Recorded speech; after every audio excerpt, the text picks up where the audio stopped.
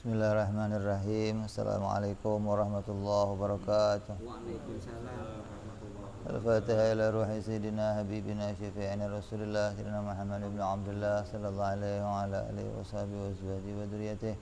Inna Allah yu'ini li rijatihim fil jannah wa yanfa'una bi asrarihim wa anwarihim wa ulumihim wa nafaatihim wa barakatihim fid dini wa dunya wal akhirah wa ja'aluna min hisbihim yarzuquna mahabbatahum ويتوفنا على ملتهم ويحشرنا في زمرتهم بالعافية وسلامة لهم الفاتحة. أعوذ بالله من الشيطان الرجيم. بسم الله الرحمن الرحيم. الحمد لله رب العالمين الرحمن الرحيم مالك يوم الدين إياك نعبد وإياك نستعين اهدنا الصراط المستقيم صراط الذين أنعمت عليهم غير المغضوب عليهم ولا الضالين آمين. بسم الله الرحمن الرحيم. نويت تعلما وتعليما وتذكرا وتذكيرا ونفعا والانتفاعا والإفادة والاستفادة والحث على التمسك بكتاب الله وسنة رسول الله صلى الله عليه وسلم والدعاء إلى الهدى والدلالة على الخير ابتغاء مرضاته قربه ثوابه وحسن الخاتمة مع اللطف والعافية صلاح العاقبة.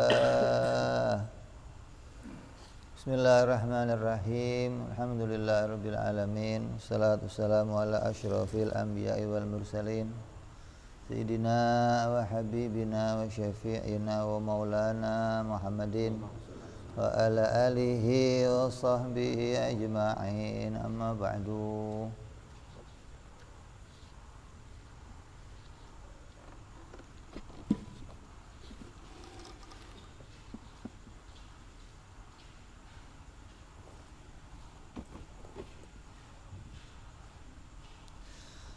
Qala musanniful kitab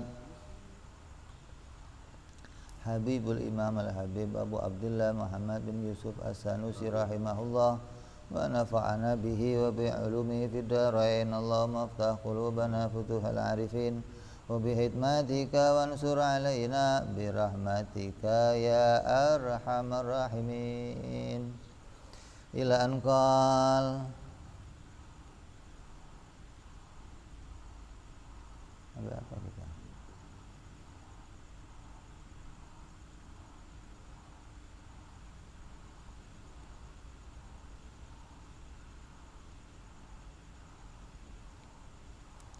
Kemarin sudah membahas tentang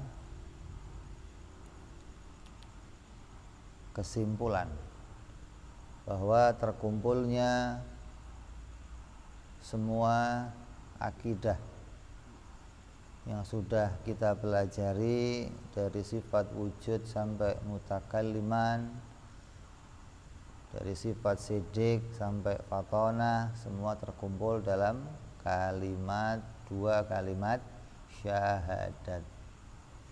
Artinya apabila kita mengucapkan dua kalimat syahadat, maka semua sifat-sifat makna-makna itu hadir di dalam hati kita. Terus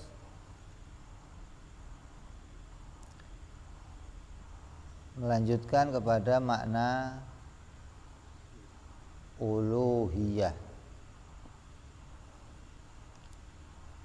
Definisi ketuhanan yang diambil dalam kitab ini adalah definisi sesuai dengan pemahaman para mutakallimin, para orang-orang ahli dalam ilmu usuluddin.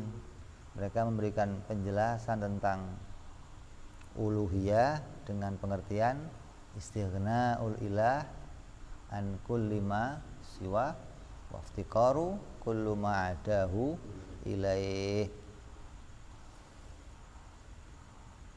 Apa fungsinya? Memberikan takrif baru. Kan sudah ada takrif syar'i yang takrifnya la ma'buda bihaqqin. Tuhan itu didefinisikan dengan zat yang berhak untuk disembah. Terus kenapa mutakalimin memberikan definisi baru yang definisinya berbeda dengan definisi para ahli definisi yang sebelumnya? Maka fungsinya adalah untuk memasukkan seluruh akidah. Dengan definisi la ma'budu bihaq, akidah belum bisa masuk ke dalamnya. Maka dengan definisi yang baru, dengan definisi istighna'ul ila an kulli ma siwa wa iftiqaru kullu ma adahu ilaih, semua akidah bisa masuk ke dalam definisi tersebut. Makanya kalau sudah bicara takrif, nanti kamu juga harus belajar bikin takrif. Gimana sih caranya membuat sebuah takrif? Oh, bikin takrif itu harusnya ya ada beberapa persyaratan seperti dalam ilmu mantek. Di antaranya harus jami'an mani'an. Artinya yang namanya takrif itu harus memasukkan semua yang sesuai dan mengeluarkan yang tidak sesuai. Itu namanya takrif. Maka takrif ini juga takrif yang sudah sesuai, yang jami'an mani'an. Apa sih Tuhan? Zat yang tidak membutuhkan segala sesuatu. Berarti mengeluarkan siapa itu? Mengeluarkan siapa? Zat yang tidak membutuhkan segala sesuatu. Berarti mengeluarkan siapa? Mengeluarkan zat yang membutuhkan. Terus zat yang dibutuhkan oleh segala sesuatu. Mengeluarkan siapa? Zat yang tidak dibutuhkan. Jadi ta'rif itu sudah jami'an mani'an, menetapkan bahwa yang disebut Tuhan harus dia tidak butuh segala sesuatu dan segala sesuatu butuh kepada dia. Umpamanya ada orang yang ngomong begini, kalau dibutuhkan oleh segalanya, matahari juga dibutuhkan.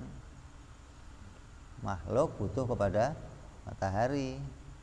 Tapi pertanyaannya, apakah semua makhluk butuh matahari?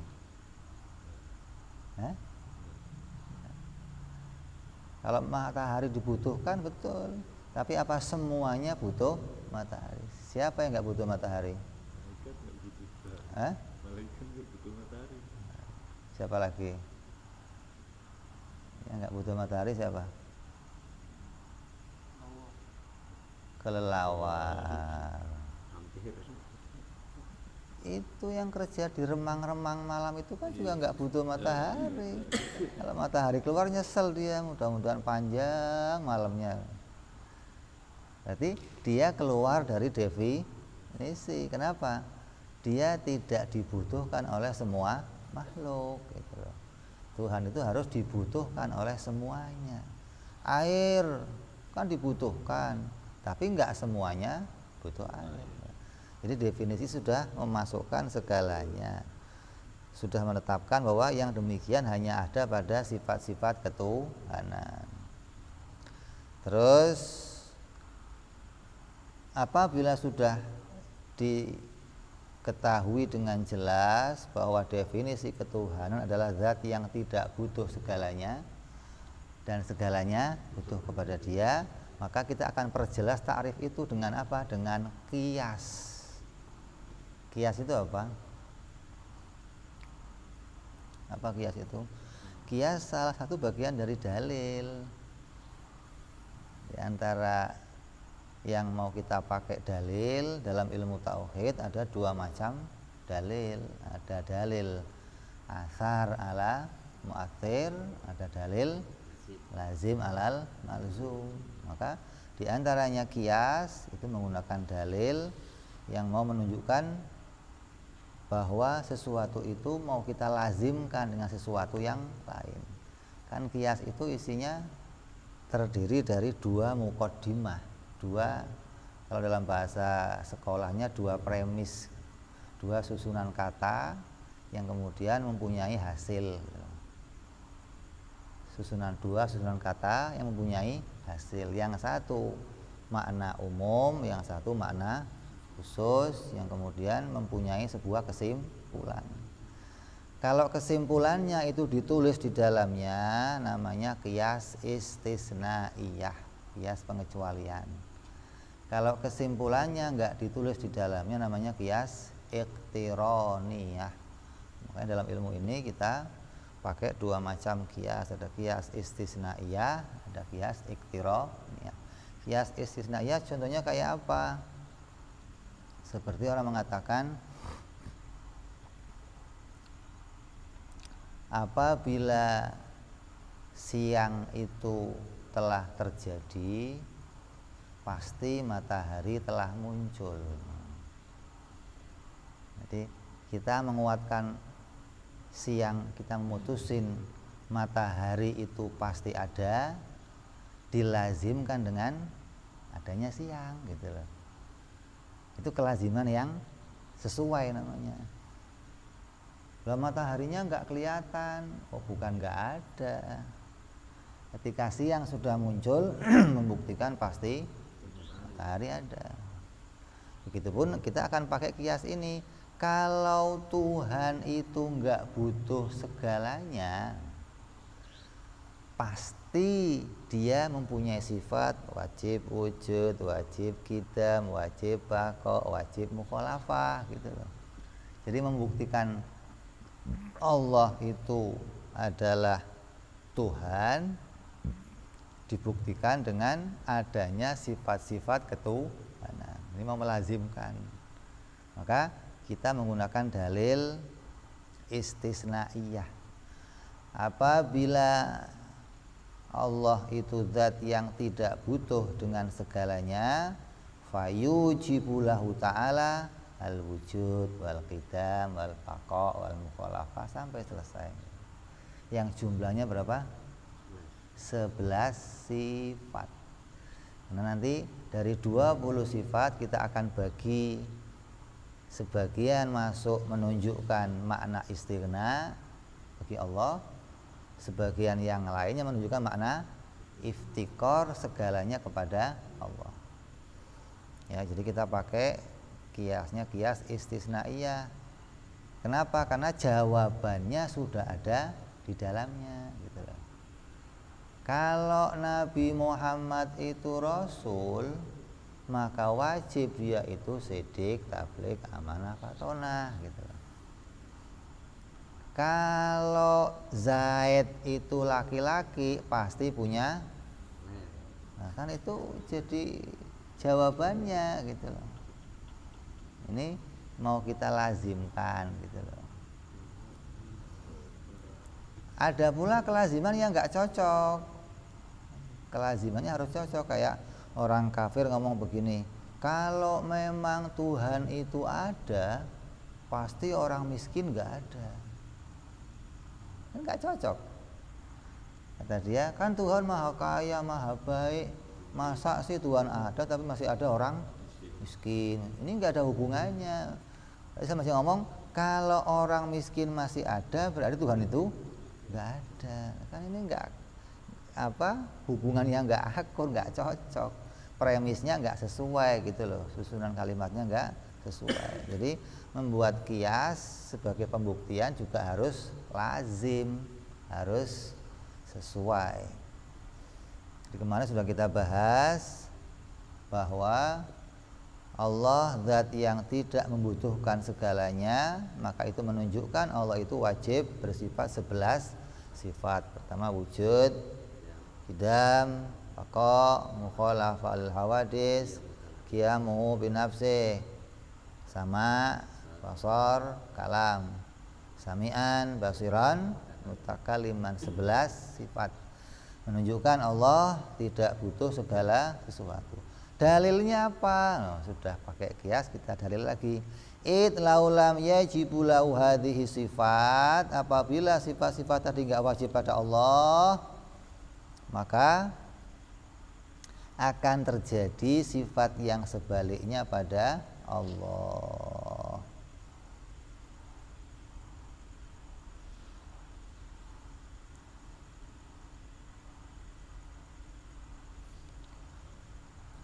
Sudah kita bicarakan dalilnya kemarin satu per satu yang menunjukkan bahwa Allah wajib bersifat, wajib wujud, wajib qidam, wajib mukhalafah. Semua sudah kita buktikan satu per satu.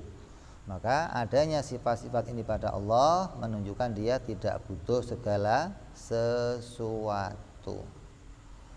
Terus lanjut kepada yang jaiz. Kalau yang wajib sudah kita masukkan jumlahnya berapa? 11. Yang mustahil juga 11. Jumlahnya semua 22 dari sifat wajib dan mustahil. Jadi lanjut kepada sifat atau perkara yang jaiz. Qauluhu wa yu'khadhu minhu, coba.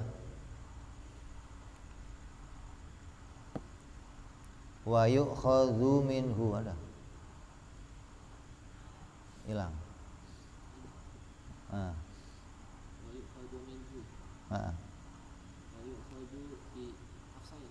Sarahin itu. Wa yu'khadhu lan dan alat minhu. Wa yu'khadhu lan dan alat minhu saking Sifat istihna. Apa tanazuhu ta'ala, bersih Allah Ta'ala dan suci akene Allah Ta'ala anil aghradi sangi pira-pira sejo bil af'ali en dalam pira-pira pegawean wal ahkami lan pira-pira hukum. Wa illa lamun ora tanazuh anil akhirat ora den bersihake sangi akhirat lazima mongko tetep apa ikhtiqaruhu buti Allah ilama maring perkara yuhasilu kang ngasilake apa ma baradahu ing sejane Allah. Kaifa halika priye ikhtiqaru lazima ikhtiqar matan. Sarahir wa yu'khadhu ay min istighna'u jalla wa azza an kulli ma siwa qauluhu aidzon ay kama taqaddam. Hilang. Ada. Beda.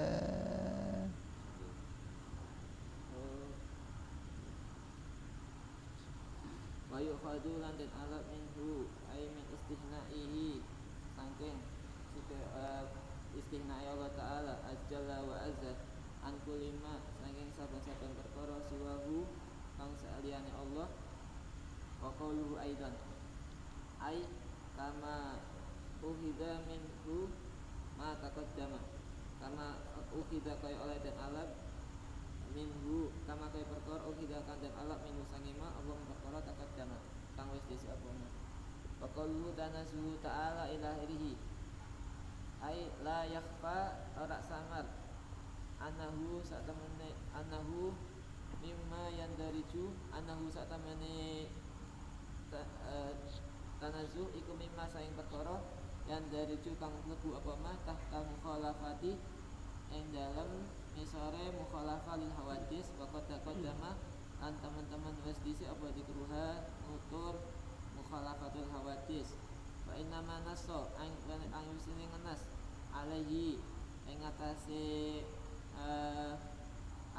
atase perkara mau sapa al musannifu musannif mal indiraji semetane indiraj mlebu al madkuri kan den sebut li mazidil ihtimam karena nambahi kesemangatan bihi kelawan zikir daf'an karena nolak ditawahumi adam indiraji dalika maring salah pahami ora onone mungkon-mungkon indiraj di kalimat tauhid, dalam kalimat tauhid. Wa yu'khadhu minhu. Di atas sudah dijelaskan ada dua sigot kata. Kalau kalimatnya wa yujibu maka berarti menunjukkan perkara yang wajib. Kalau wa yu'khadhu masuk perkara yang jaiz. Sudah kita jelaskan bahwa jaiz pada Allah ada berapa? Perkara jaiz pada Allah ada berapa? Perkara jaiz pada Allah ada berapa? Satu. Apa itu? Fi'lu kulli berarti jaiz itu mau bicara perbuatan Allah. Berarti perbuatan Allah yang pokok ada berapa? Satu. Yang seru sih jawabnya. Satu. Ya baru belajar aja loh.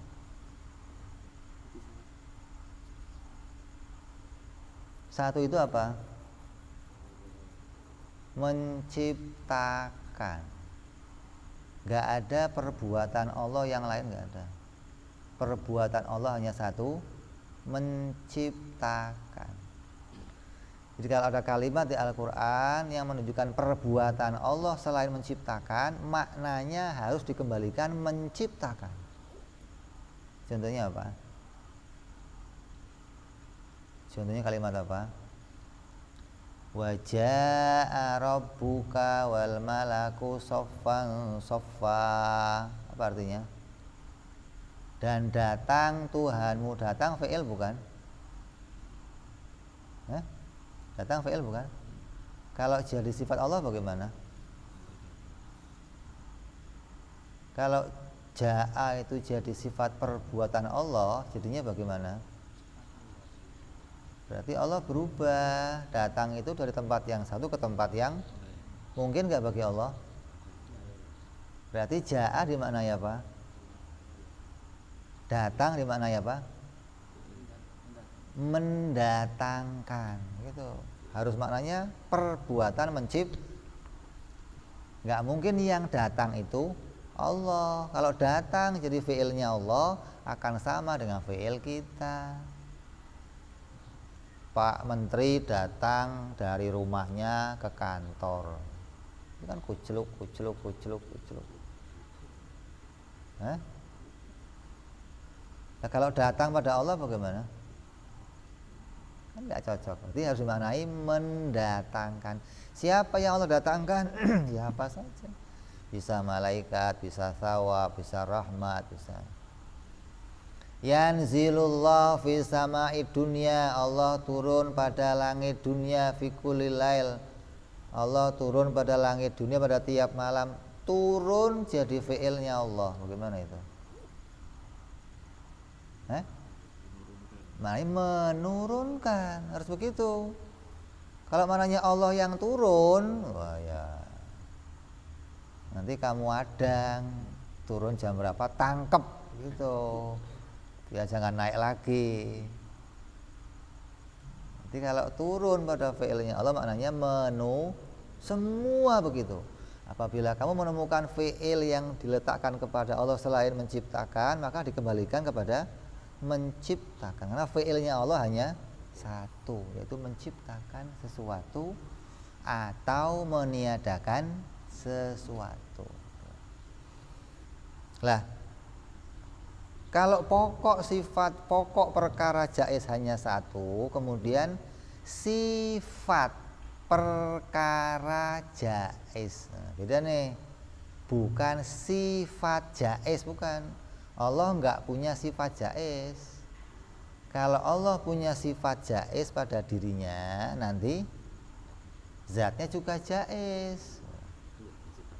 Kalau sifatnya jaiz, zatnya jaiz, maka Allah enggak punya sifat jaiz. Nah, jaiz itu adalah perkara yang disandarkan kepada Allah, bukan sifat, bukan pula zat. Karena perbuatan itu bukan sifat, bukan zat, tapi amrun i'tibari, hanya perkara gambaran saja. Maka perbuatan Allah itu satu, perbuatan itu mau disifati gitu loh. Yang satu itu mau disifati, disebut sifat perbuatan, bukan sifat Allah, tapi sifat perbuatan Allah. Sifat perbuatan Allah ada dua. Kemudian ditambah lagi sifat yang diperbuat ada tiga gitu. Ini harus bisa misahin. Kalau nggak bisa misahin nanti jadinya kamu rusak. Kalau kamu ngomong sifat, kalau kamu ngomong perkara jaiz bagi Allah itu ada 5, nanti rusak kamu. Itu akan jadinya berarti Allah perbuatannya banyak. Jadi perbuatan Allah hanya satu, yaitu menciptakan. Kalau sifat perbuatannya ada dua. Sifat yang diperbuat ada tiga. Nah, sifat perbuatan ini mau kita masukkan untuk menunjukkan Allah nggak butuh segalanya, gitu loh. Maka dikatakan wa yu'khadhu minhu, dan diambil pula dari makna istighna yang masuk dalam perkara jaiz ada, nggak cuma wajib dan mustahil. Dari perkara jaiz ada pula yang masuk dalam makna istighna apa? Yaitu tanazahuhu ta'ala anil aghradi fi af'alihi wa ahkamihi, yaitu maha suci Allah dari mengambil keuntungan di dalam perbuatannya. Allah kalau berbuat, berarti Allah kalau menciptakan sesuatu, apa yang Allah ciptakan itu nggak ada keuntungan yang kembali kepada Allah, gitu loh. Kalau ada keuntungan yang kembali kepada Allah, berarti Allah membutuhkan sesuatu. Sedangkan Allah sudah jelas dia tidak membutuhkan segala sesuatu. Maka yang menunjukkan makna Allah nggak membutuhkan segala sesuatu, maka wajib Allah nggak punya keuntungan, tidak mengambil keuntungan. Kalau Allah mengambil keuntungan, maka membutuhkan sesuatu, gitu loh. Jadi makna ini cocok mendukung takrif istighna, gitu loh. Enggak butuhnya Allah pada segala sesuatu didukung pula dengan perbuatan Allah yang tidak mengambil keuntungan, baik di dalam menciptakan alam maupun di dalam menetapkan hukum. Allah menciptakan langit, bumi, matahari, surga. Semua yang Allah ciptakan, Allah nggak mengambil keuntungan. Artinya nggak ada keuntungan yang kembali kepada dirinya Allah. Allah bikin surga, ya nggak ada untungnya. Allah bikin singgasana, ya nggak ada untungnya. Beda dengan perbuatan kita. Kalau perbuatan kita mengambil keuntungan, ente bikin apa saja, kerja apa saja pasti cari, kalau nggak ada untungnya mau ente. Di pelabuhan banyak kerjaan loh, tapi nggak ada yang gaji, mau ente? Kalau ente cari kerjaan doang di pelabuhan, banyak kerjaan, yang gaji mau? Kenapa? Ya nggak ada untung ya Beb. Nah, berarti kan yang kita kerjakan cari keuntungan. Apapun kamu bikin rumah, kamu pakai sendal, kamu pakai peci, kamu pakai baju, kamu makan, kamu kawin, selalu carinya yang kembali kepada dirinya. Itu sifat perbuatan kita begitu. Kalau sifat perbuatan Allah tidak mengambil keuntungan, maka itu menunjukkan Allah istighna, nggak butuh segalanya. Begitupun Allah merintahin, sholat, puasa, zikir, haji. Semua perintah itu nggak kembali kepada Allah untungnya. Oh, kalau saya muji Allah, Allah seneng. Seneng itu nambahin sesuatu pada Allah. Ya enggak. Ente zikir ya Allah nggak untung, ente maksiat Allah nggak rugi. Lah yang untung siapa? Yang untung kita, yang rugi siapa kalau maksiat? Kita. Jadi perintah Allah itu nggak kembali ke Allah keuntungannya. Begitupun menciptakan alam nggak kembali pada Allah keuntungannya. Makanya banyak orang yang salah mengartikan tentang Allah itu punya tujuan dalam menciptakan sesuatu. Ini penting loh. Tujuan itu apa? Tujuan itu apa?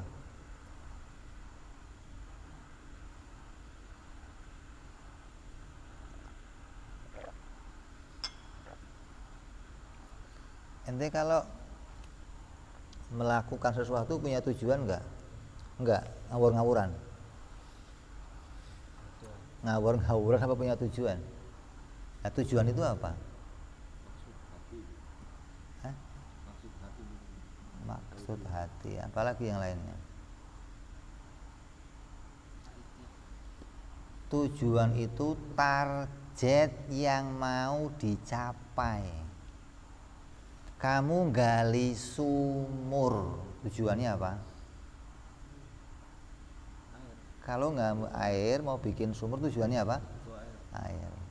Targetnya apa? Air. Kalau nggak ada air, pindah, bikin lagi sampai targetnya. Jadi perbuatan ente itu ingin menghasilkan sesuatu. Setiap orang yang perbuatannya punya tujuan, berarti dia ingin mencapai satu hasil. Kalau itu jadi perbuatan Allah, berarti Allah ingin mencapai suatu hasil dengan perbuatannya. Tandanya apa? Berarti Allah akan membutuhkan bantuan sesuatu untuk mencapai perbuatannya. Kamu gali sumur, pingin keluarin air, maka yang kamu gali itu tanah, bantuannya apa? Hah? Inggris. Agar apa? Sampai pada tujuan. Kalau kamu bisa langsung ngeluarin air, perlu gali sumur enggak? Kan tujuan kamu apa? Air. Kalau kamu bisa langsung sampai tujuan, perlu gali sumur? Bisa. Karena kamu nggak bisa langsung ke tujuan kamu perlu usaha. Perlu melakukan sesuatu untuk sampai pada. Kalau perbuatan Allah begitu, berarti sama kayak kita. Allah bikin surga. Apa tujuannya? Biar Allah di surga. Hah? Biar Allah di surga. Allah bikin surga. Apa tujuannya? Biar masuk surga. Allah bikin neraka. Tujuannya apa? Hah? Untuk menyiksa. Nah, kalau apa? Negara bikin penjara untuk apa? Untuk menyiksa. Sama berarti. Hah? Hah? Berarti sama begitu loh. Berarti Allah mendapat keuntungan dari neraka gitu loh. Untuk menyiksa hambanya. Allah bikin surga tujuannya apa? Untuk ngasih nikmat. Berarti Allah mendapat keuntungan dari surga. Kenapa? Surga bisa ngasih nikmat kepada hamba-hambanya. Maka apabila kita menyandarkan fi'ilnya Allah begitu, kamu menyamakan fi'ilnya Allah dengan makhluk. Hah?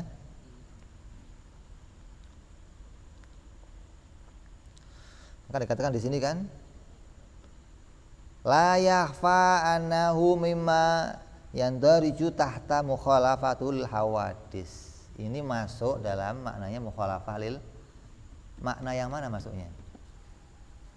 Mukhalafah maknanya ada berapa? Nah, mukhalafah fi dzat, mukhalafah fi sifat, mukhalafah fil af'al. Allah itu beda dengan makhluk pada sifatnya, pada zatnya, pada perbuatannya. Maka ini makna yang mukhalafah dari perbuatan makhluk gitu loh. Kalau makhluk itu punya tujuan, karena makhluk nggak bisa mencapai hasil, maka dia butuh batu loncatan untuk sampai pada tujuannya. Nah kalau itu jadi perbuatan Allah, maka jadinya Allah itu membutuhkan pertolongan makhluk. Jadi Allah bikin surga itu tujuannya apa? Ya nggak ada tujuan tertentu gitu loh. Kenapa? Allah bisa menjadikan nikmat nggak pakai surga. Mana buktinya? Nikmat kubur, Udah di surga belum? Tapi Allah sanggup kasih nikmat. Tandanya surga itu nggak jadi alat bagi Allah untuk menjadi tujuan ngasih nikmat, gitu loh. Karena tanpa surga pun Allah bisa kasih nikmat. Lah kok surga ditaruh orang yang nggak dikasih nikmat? Ya boleh saja. Terserah Allah. Ente masuk surga sakit hati ya boleh, meriang di situ. Ente kira terus surga bikin enak? Enggak. Surga itu hanya tempat yang Allah letakkan di mana kamu akan dikasih nikmat di situ, gitu loh. Bukan tempat yang memberi nikmat, bukan. Tempat di mana kamu akan dikasih nikmat oleh Allah. Jadi yang ngasih nikmat siapa? Bukan surganya. Kalau kamu anggap surga yang ngasih nikmat, kamu anggap berarti Allah butuh bantuan surga untuk memberikan nikmat. Kamu nyekolahin anak kamu, tujuannya apa? Biar pinter. Kamu mondokin anak kamu tujuannya kenapa kamu pondokin? Karena kamu nggak bisa bikin pinter. Tujuan kamu, target kamu anak kamu pinter. Alatnya apa? Kamu pondokin, kamu sekolahin. Kenapa? Karena kamu nggak bisa bikin, maka sekolah itu menolong kamu, begitu loh, mendatangkan pinter. Sekolah, mondok menolong kamu mendatangkan pinter, gitu loh. Lah kalau itu kita jadikan fiilnya Allah, akan jadinya Allah mendapat bantuan dari yang lain, dan itu mustahil. Nyambung nggak? Jadi fiilnya Allah pertama yang menunjukkan Allah nggak butuh segalanya. Allah tidak mengambil keuntungan dari apapun, yang maknanya Allah nggak punya tujuan. Allah bikin obat, umpamanya satu obat. Obat itu biasanya di racun deh. Allah menjadikan racun. Racun itu umumnya orang mengatakan kalau orang minum racun pasti akan mati. Tapi Allah bikin racun tujuannya bukan mau matiin orang. Karena ada orang minum racun malah sehat. Ada orang sudah sumpek hidup mau bunuh diri, sakit nggak sembuh-sembuh, minum baygon. Begitu minum baygon mati enggak, sakitnya malah sembuh. Berarti baygon dibikin tujuannya bukan bikin mati, gitu loh. Allah bisa jadikan baygon manfaat, Allah bisa jadikan baygon jadi madharah. Jadi nggak ada tujuannya Allah bikin ini tujuannya apa, nggak ada. Tapi setiap yang Allah bikin pasti mengandung hikmah.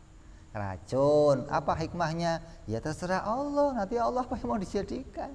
Bisa jadi buat kamu racun mematikan, buat yang lain menyehatkan. Tapi jangan kamu tiru yang menyehatkan. Oh, masa dia sehat saya enggak? Ya jangan ditiru. Akhirnya ngiler kamu. Wa ma khalaqtul jinna wal insa illa liya'budun. Nah, ini jadi poinnya nih. Apabila kamu jumpai kalimat lam yang maknanya tujuan, yang maknanya untuk pada perbuatan Allah, maka maknai itu sebagai hikmah, bukan gharad, begitu loh. Bukan tujuan. Aku ciptakan air turun ke muka bumi untuk menjadikan tanah itu menjadi tumbuh. Untuk itu maknanya hikmah. Lah kalau air yang turun kok luber sampai dengkul, ada yang tumbuh? Airnya turun sampai sedengkul sedunia, ada yang tumbuh? Ya padi yang subur miring jalannya. Jadi air ini nggak jadi tujuan, gitu loh. Allah bisa jadikan air itu untuk kamu muncul manfaat, bisa dijadikan untuk yang lain muncul madharah. Jadi air nggak Allah tujukan sesuatu. Sama dengan manusia. Dikatakan, oh Allah itu tujuannya bikin manusia agar manusia ibadah. Nah, ini yang sering nih. Mau kiai-kiai kampiun, mau udang-udangnya miring-miring, nanti tanya mesti begitu tanyanya. Allah itu bikin makhluk, bikin manusia tujuannya agar. Coba takrif kalimat tujuan itu apa gitu loh. Tujuan itu tujuan itu adalah target yang mau dicapai. Karena kamu nggak bisa mencapai itu, kamu melakukan usaha atau perbuatan lain untuk mendatangkannya. Allah bikin makhluk, tujuannya makhluk itu ibadah. Nah gimana agar makhluk ibadah? Allah kasih nabi, Allah kasih kitab, tujuannya agar mereka ibadah. Lah kalau itu jadi tujuan, berarti kalau ada makhluk ibadah, tujuan Allah tercapai. Kalau nggak ibadah, gagal. Hah? Lah sekarang pertanyaan, ada yang menggagalkan? Ada yang sanggup menggagalkan yang dimaui Allah? Ada? Ada adunya. Ada.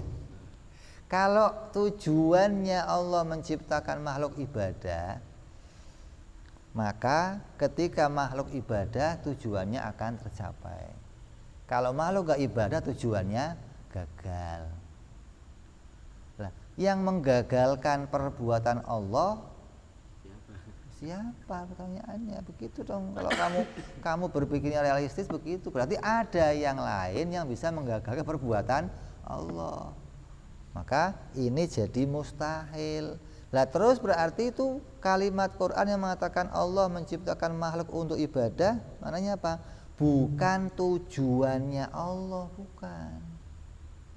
Tapi Allah menciptakan makhluk yang tujuan hidupnya makhluk itu untuk ibadah. Bukan tujuan fiilnya Allah, bukan. Tapi tujuan hidupnya makhluk, Allah bikin mereka hanya punya satu tujuan, apa? Ibadah. Nah, makhluk yang beruntung yang bisa melakukan tujuan hidupnya ibadah. Makhluk yang merugi yang tujuan hidupnya bukan untuk ibadah. Jadi bukan Allah yang untung, bukan Allah yang rugi hasil dari ibadah atau enggak ibadahnya makhluk. Kalau Allah ingin, ini kembali nih, kalau Allah ingin semua makhluk ibadah, bisa enggak? Kok enggak dijadiin begitu? Katanya tujuannya mau jadi ibadah, katanya bisa, kok enggak dilakuin? Gitu loh. Jadi menciptakan manusia itu tujuannya bukan untuk ibadah. Tujuan itu enggak kembali pada perbuatan Allah, tapi jadi kembali pada perbuatannya makhluk, gitu loh. Allah menjadikan anak kecil, tujuan hidupnya anak kecil ngapain? Main-main, bergembira, bercanda sono. Memang itu nggak ada anak kecil kok taklim masuk kacamata, nggak ada. Itu Nabi yang begitu. Anak kamu, anak-anak ya tujuan kecilnya mencak sono, mencak sini, begitu loh. Itu namanya Allah menjadikan tujuan hidupnya anak kecil begitu. Bukan tujuannya Allah bikin anak kecil, bukan. Jadi kita kembalikan bahwa apabila Allah itu punya tujuan dalam perbuatannya, hilang sifat istighna, gitu loh. Maka perbuatan Allah enggak akan mukhalafah dengan perbuatan makhluk. Sedangkan perbuatan Allah wajib mukhalafah dengan perbuatan makhluk. Maka berarti kalau makhluk tujuan hidup, kalau makhluk tujuan kerjanya, dalam kerjanya pasti punya tujuan, maka Allah dalam kerjanya mustahil punya tujuan. Jadi enggak mengambil keuntungan, maknanya enggak punya tujuan. Kalau punya tujuan berarti mengambil keuntungan. Lah kalau nggak punya tujuan terus perbuatan Allah ngapain? Disebut namanya lil hikmah, gitu. Ya.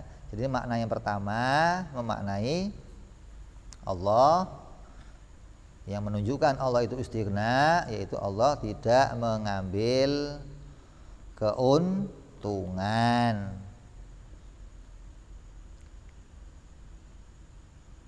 Tanazahu ta'ala anil aghrad. Apa aghrad coba? Baca. Aghrad apa?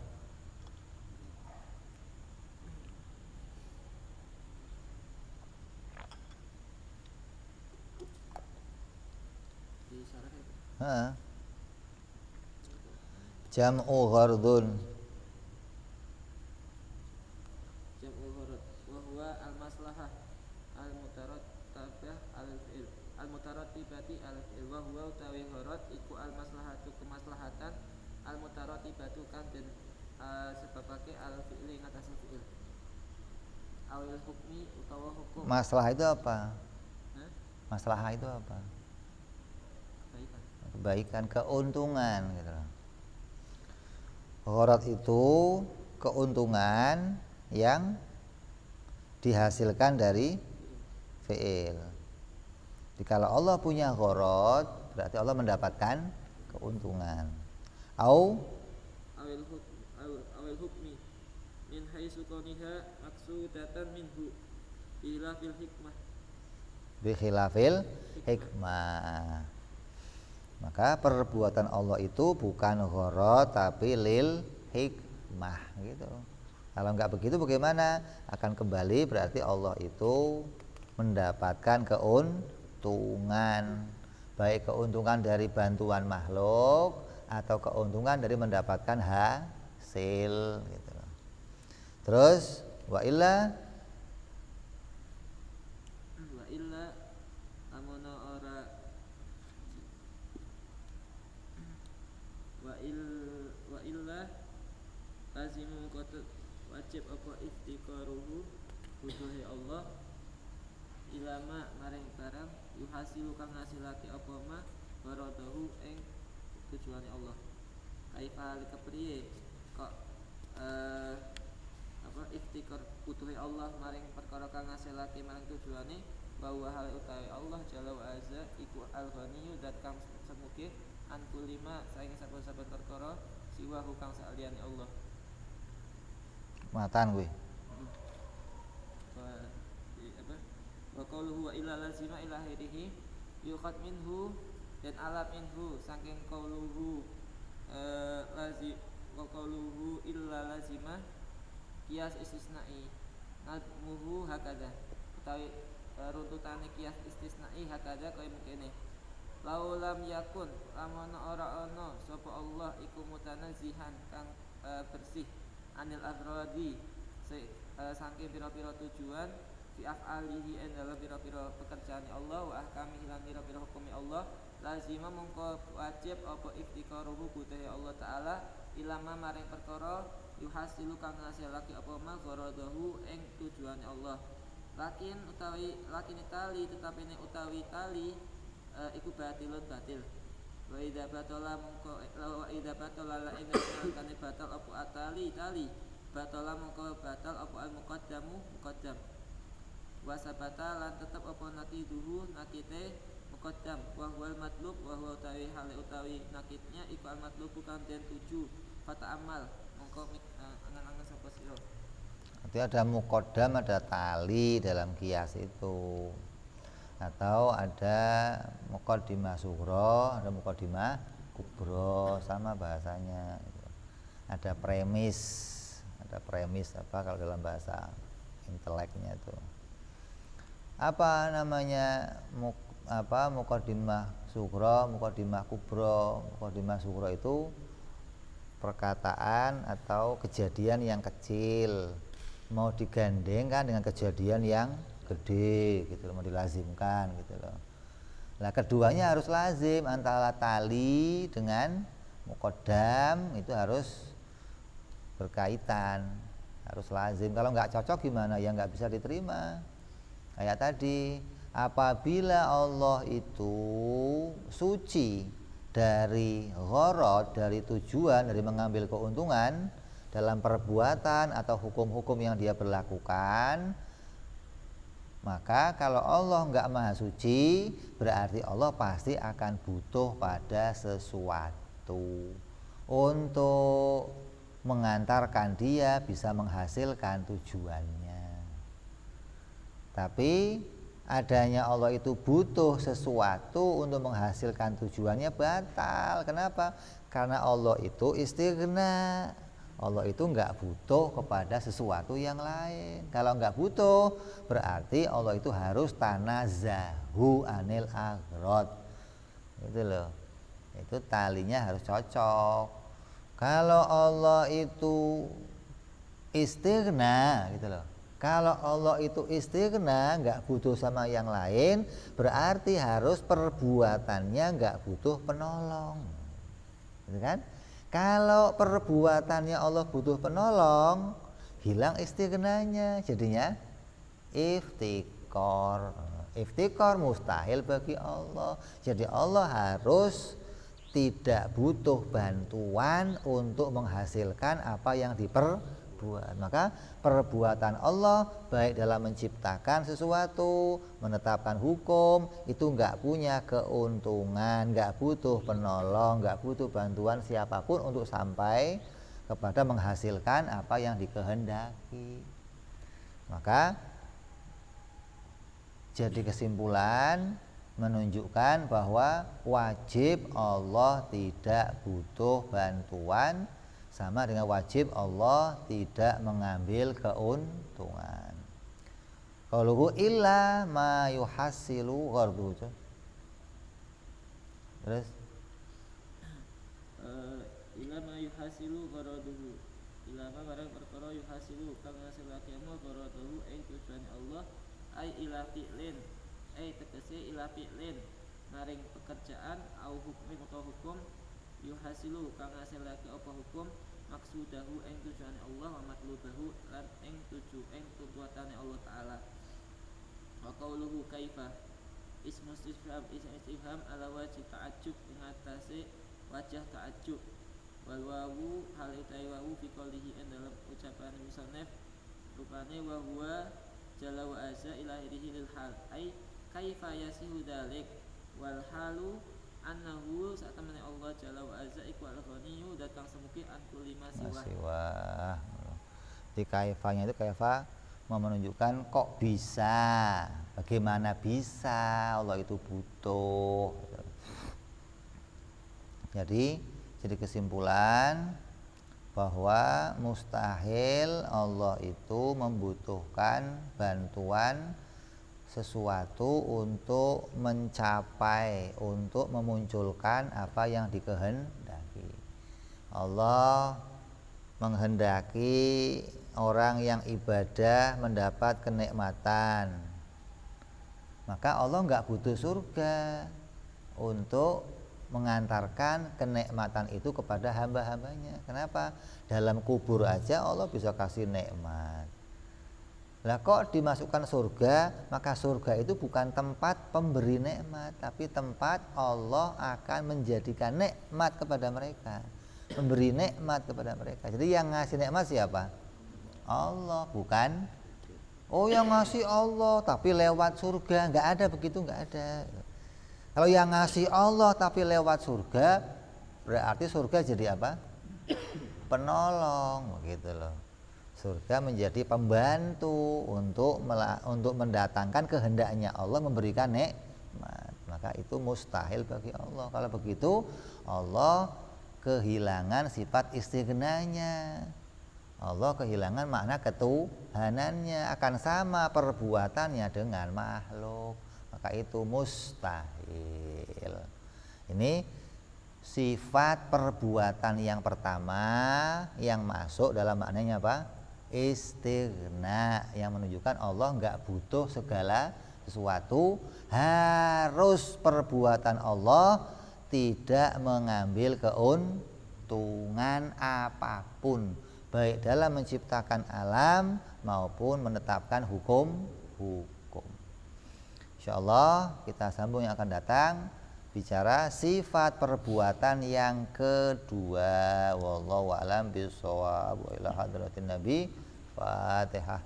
A'udzu billahi minasyaitonir rajim. Bismillahirrahmanirrahim. Alhamdulillahirabbil alamin arrahmanir rahim maliki yaumiddin. Iyyaka na'budu wa iyyaka nasta'in ihdinas siratal mustaqim siratal ladzina an'amta 'alaihim ghairil maghdubi 'alaihim waladdallin. Amin. Ya Rabbana i'tarafna bi annana iqtarafna